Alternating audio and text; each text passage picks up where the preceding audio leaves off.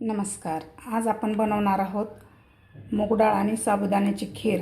हे खीर खायला अप्रतिम लागते आणि करायलासुद्धा फार सोपे आहे आणि पचायलासुद्धा हलके आहे. चला तर मग रेसिपीला सुरुवात करूया. मूग डाळ आणि साबुदाणा खिचडी बनवण्यासाठी मी इथं 100 ग्रॅम मूग डाळ घेतलेली आहे. तर हे पिवळी मूग डाळ घेतलेली आहे आणि इथं मी 50 ते 60 ग्रॅम साबुदाणा भिजत घातलेला होता 2 तासापूर्वी. व्यवस्थित साबुदाणा भिजलेला आहे. तुमच्याकडे जर वेळ नसेल तर तुम्ही अर्धा तासासाठी सुद्धा हे साबुदाणा भिजवून घेऊ शकता, कारण आपण शिजवूनच घेणार आहे साबुदाणा, त्यामुळं जास्त नाही भिजला तरी चालेल. तर आता आपल्याला हे डाळ व्यवस्थित धुवून घ्यायची आहे 2 ते 3 पाण्यानं. एका बाउलमध्ये काढून घेऊया. मूग डाळीचं प्रमाण तुमच्या आवडीप्रमाणे कमी जास्त करू शकता. आता याला आपल्याला 2 ते 3 पाण्यानं डाळीला धुवून घ्यायचं आहे. इथं मी 3 पाण्यानं स्वच्छ मूग डाळ धुवून घेतलेली आहे. इथं एक कुकर घेतलेला आहे मी. या कुकरमध्ये आपल्याला हे डाळ घालून घ्यायची आहे.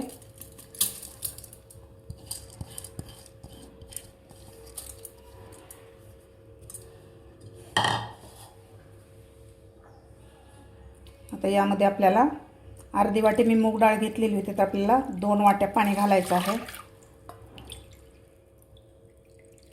तर 2 वाट्या पाणी घातलेलं आहे.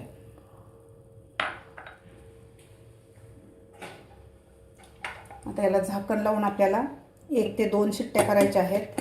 1 शिट्टीमध्ये सुद्धा मूग डाळ शिजू शकते, पण तुमच्या कुकरच्या अंदाजानं तुम्ही 1 किंवा 2 शिट्टी करू शकता. मी कुकरच्या 2 शिट्ट्या करून घेतलेल्या आहेत. आता आपण झाकण काढून बघूया. अशी मस्त आपली डाळ शिजलेली आहे, तुम्ही बघू शकता. शिजल्यानंतर याची क्वांटिटी दुप्पट तिप्पट झालेली आहे. अशी मस्त डाळ आपली शिजलेली आहे. आता हे कुकर आपल्याला गॅसवर ठेवायचं आहे. मी कुकर गॅसवर ठेवलेला आहे. आता यामध्ये आपल्याला आणखीन अर्धी वाटी पाणी घालायचं आहे. पाणी घातल्यानंतर व्यवस्थित आपल्याला हलवून घ्यायचं आहे याला.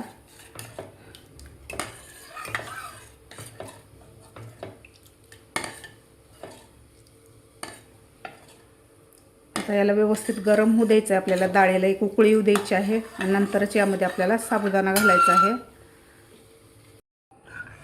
पाणी घातल्यानंतर व्यवस्थित डाळीला उकळी आलेली आहे. आता यामध्ये घालायचं आपल्याला भिजवून घेतलेला साबुदाणा घालायचा आहे.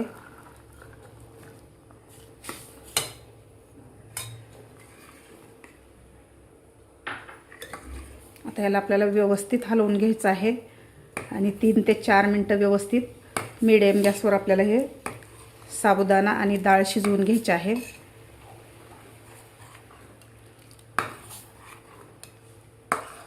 एकसारखं याला हलवत राहायचं आहे, म्हणजे खाली लागणार नाही आहे.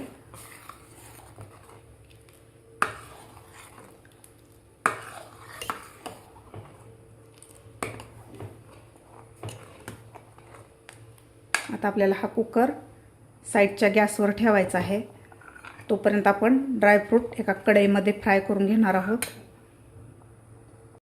मी इथे एक कढई ठेवलेली आहे. कढईमध्ये आपल्याला 1 चमचाभर तूप घालायचं आहे.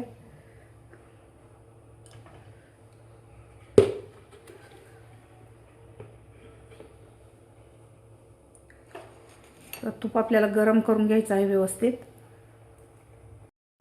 तूप आपलं गरम झालेलं आहे व्यवस्थित. या ठिकाणी मी 5 ते 6 बदाम, 7 ते 8 काजू आणि थोडंसं खोबरं घेतलेलं आहे. त्याचे काप करून ते आपल्याला फ्राय करायचं आहे तुपात. ड्रायफ्रूट तुमच्या आवडीप्रमाणे या खिरीमध्ये घालू शकता. आता यामध्ये घालायचे आपल्याला थोडेसे बेदाणे. थोडंसं फ्राय करून घ्यायचं आहे, जास्त लाल पण नाही करायचं आपल्याला.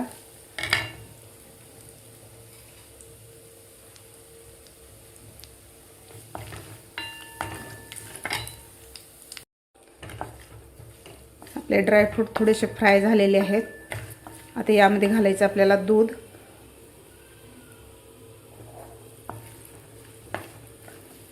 यामध्ये दूध घालून घ्यायचं. मी गरम करून घेतलेलं आहे दूध.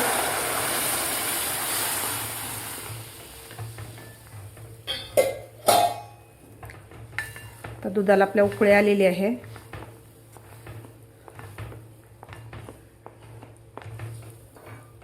आता यामध्ये घालायचं आपल्याला, मी गरम पाण्यामध्ये थोडंसं केशर घालून ठेवलेलं होतं अर्धा तासापूर्वी, ते घालायचं आपल्याला. केशरमुळं कलर खूप छान येतो आणि चवसुद्धा खूप छान लागते आपल्या खिरीची.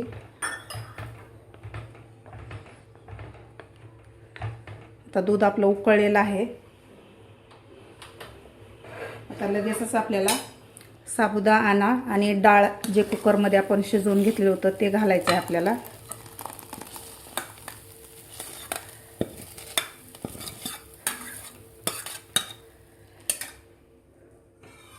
आता व्यवस्थित आपल्याला हलवून घ्यायचं आहे. दूध आपल्याला गरम करूनच घालायचं आहे. साबुदाणा सुद्धा व्यवस्थित आपला शिजलेला आहे. तर आणखीन आपल्याला 3 ते 4 मिनिट साबुदाणा आणि हे डाळ दुधामध्ये घालून व्यवस्थित शिजवून घ्यायचे आहे. नंतरच आपल्याला साखर घालायची आहे यामध्ये.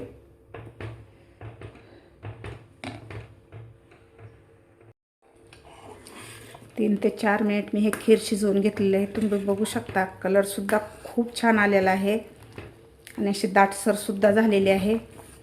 हे थंड झाल्यावर आणखीन दाटसर होते खीर. अशी मस्त झालेली आहे. आता यामध्ये घालायची आपल्याला साखर. मी इथे 1 वाटी साखर घेतलेली आहे, ते घालायचे आहे. तुमच्या आवडीप्रमाणे साखरेचं प्रमाण करू शकता. साखर घातल्यानंतर आपल्याला आणखीन 2 मिनटं हे खीर शिजवून घ्यायचे आहे.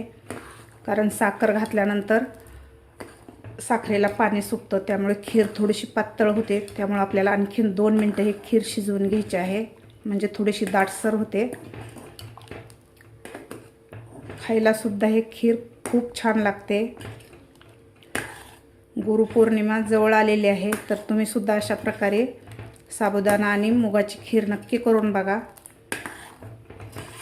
आणखी 2 मिनिट आपण हे खीर शिजवून घेऊया. साखर घातल्यानंतर मी 2 ते 3 मिनिट खीर शिजवून घेतलेली आहे. थोडीशी दाटसर झालेली आहे. तर दिसायला सुद्धा खूप छान झालेली आहे खीर आणि खायला सुद्धा अप्रतिम लागते ही खीर.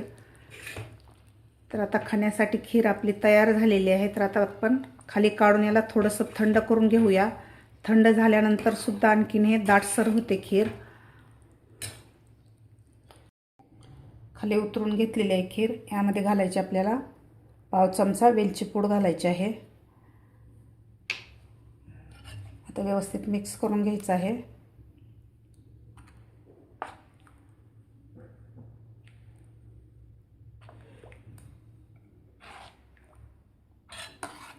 व्यवस्थित हलवून घेतलेलं आहे. आता आपण याला 5 मिनिटं थंड करून घेणार आहोत.